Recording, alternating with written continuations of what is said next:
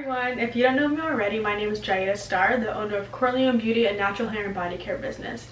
Today, my first video is going to be a quick little Q&A about myself and my business, so let's jump right into it.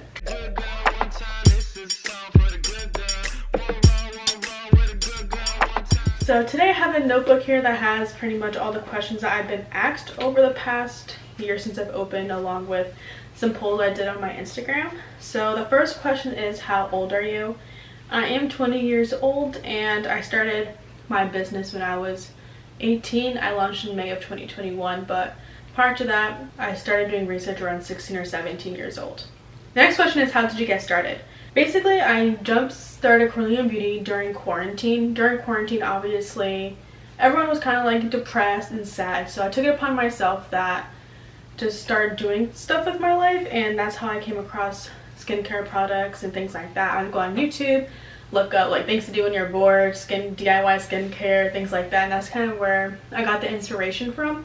And it wasn't until when I graduated in June of 2020, I actually created gift baskets for my friends. I think it had hair butter, body scrub, lip oils, things like that in it, and when I created those baskets, that's kind of what jump started the inspiration for Corleone Beauty. Because someone had came to me and they're like, oh, I can pay you to make the products and do the baskets for me. And that's kind of where I'm like, ding ding ding, like I can actually make something out of this boredom I had. Next question is, what inspired you to become a business owner? So the things that inspired me to become a business owner is the classes I took throughout high school. Throughout high school I took a lot of business classes like personal finance, business explorations, things like that. If you know me personally, you know what high school I went to. That high school I went to is so good if you know what you want to do in life, and that's, that's why I got into that. I wanted to take business courses and kind of figure out a basis for my business through that.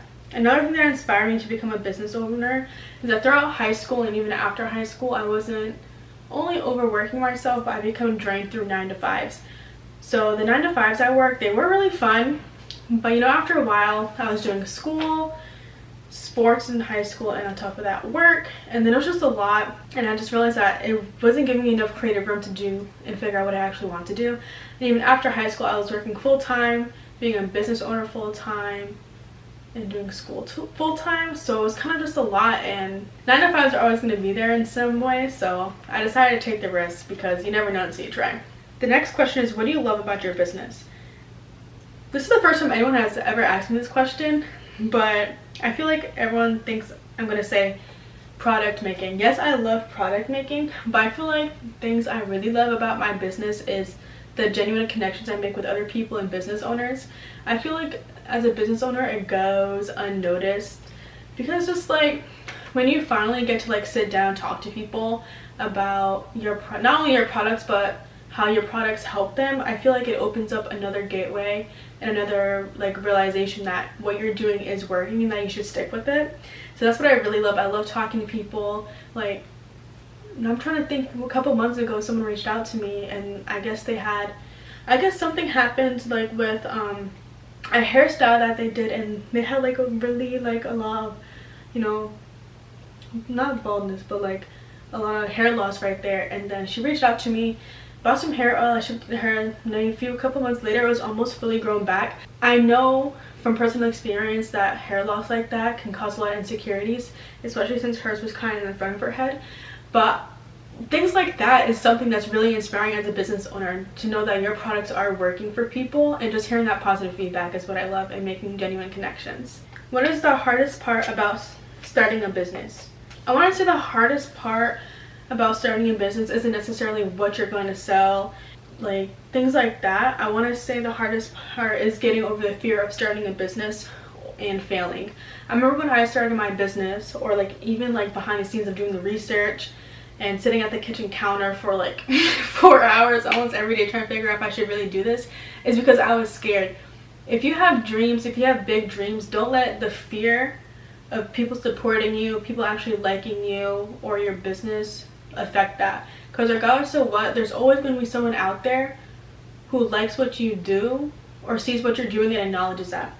So I you can pretty much ask my family members. I'd be like, I don't know if I should do this, I'm so scared, like I feel like no one likes me, what if they don't like my stuff, things like that. But once I actually launched and seen the support I got from not only family members and friends but also tons of strangers, it really changes your mindset on what being an entrepreneur actually is. The next question is, what is something you've realized / came to the conclusion to when starting your business? Now y'all, if you know, you know. I'm just gonna leave it at that. Strangers are more likely to support you more than your friends and family. Jaw on the floor. What, Jayda? Yeah, it's true. Strangers are more likely to support you more than your friends and family. I'm not saying I don't have friends or family that don't support me, because I most definitely do. And if you're watching this, you are greatly appreciated. I love you. I don't want no text messages after this video like, Jayda, you know dang well I was there since day one. I know the people who are there from the jump to support me. Oh, trust me, I know, and I got so much love for you, don't understand. You know, it's like there's some things that you'll see from a business owner's perspective that, you know, it don't rub me off the wrong way, but just like at the end of the day, sometimes your family and friends aren't your target market. It's those strangers out there who are looking for that product, who are looking for something to soften their skin or help with their eczema. It's like, you know what I mean? So that's just my take on that. And I'm just gonna say this, there's some people that do follow me on my social media, or like even people in general. Like there's some family members and acquaintances that I know, they're like, oh Jayda, like I'm gonna buy da da da. Like I don't take it as a grain of salt, because I know you're not gonna buy, and that's fine. You're not my target market if that's the case. When a family member or a friend is on their phone scrolling, they see the benefits of Corleone Beauty, they see how the hair growth oil is working, they see the body butter, they see the body glaze. Let's say someone has been following me for like my whole span of my business, like a year and some change. They see it, don't buy. All I have to do is do a pop-up shop and give a stranger a 1-minute pitch of why this product works, the benefits, the ingredients, and boom, they buy it. So that's what I mean by that. It's never anything personal, it's just facts that I've noticed. And that's just something that I realized I came to the conclusion to, and it's nothing really ever personal. It's just they're not my target audience, and that's perfectly fine, because there's always someone out there that is willing to buy. The next question is, do you have any advice for aspiring business owners? If you're an entrepreneur or want to be an entrepreneur, take out that notebook and get to writing. Don't let fear stop you. That kind of goes into what I said earlier about being scared to open my business because, oh, I don't know if people's gonna buy from me, I don't know if people like me enough. Who cares? You never know until you try, and you'd rather do it young when you can make mistakes than older and you're making the same mistakes and it hits you worse. My next piece of advice I have is be consistent even with no sales. This is something I definitely realized, is that you have to be consistent even when you aren't getting sales. Because, you know, when you're a business owner, there's months where you're really successful, getting orders every day, and the next weeks or even months, you get no money, or you're not making money. And that's when you have those low points in your business, that's when you want to keep pushing your content more and more and more so people can see. Because, like, some examples that you can fake packaging orders, like let's say you're shipping out orders, just you can fake it till you make it. Fake packaging orders, tell people why they should shop with your brand, tell them your story, let people know who you are and what the business is all about. And that's my number one advice for aspiring business owners, is to be consistent. Because honestly, you never know. You could have that one video or that one celebrity repost your stuff and it's just like boom, and you have to meet supply, you know, supply and demand. So you just never know. Just keep being consistent. The next piece of advice I have is surround yourself with people who you can learn from. You can learn from pretty much anybody.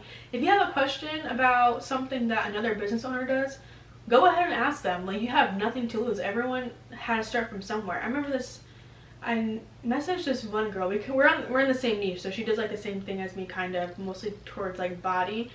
And I think she went on like a tour. I'm just like, a tour for your business? Girl, how did you do that? Message her, I have nothing to lose. Like, I want to learn from you. If I see you doing good, I want to learn from you. And not in a way where I'm like taking from their business, but in a way where it's also like, but in a way where it's encouraging. Like, she's letting me know like how she did certain stuff to where I can grow my business. Yeah, I'm gonna follow that. Even if it doesn't work, at least I tried. So not necessarily surrounding yourself like group wise, but even making those connections with other business owners is really important, because you can always learn from someone. You never know who you're going to learn from. And the last piece of advice I have is to know your worth and know your business's worth. That's really important, I feel like, because you don't want to get shortcut of like any deal that you make with other people. When you know your worth and you know your business's worth, it's just going to like exceed anything else. And that's where I'm at the point in my business. Sometimes people have came to me and, you know, we tried to do some things, you know, it didn't work out, but at the end it really didn't benefit me. And at the time I was doubting myself in my business. So now that, you know, I'm starting to like build up more confidence to talk about my business and things like that, it's just like, no, thank you, but you know, it's not going to work with my business or my business model right now, but I can refer you to someone else who might be interested. Something along the lines of that. But that is it. I hope you guys enjoyed my first YouTube video ever on Curly Beauty's YouTube channel. Make sure you like, subscribe, and comment, and stay tuned for more content. Thank you.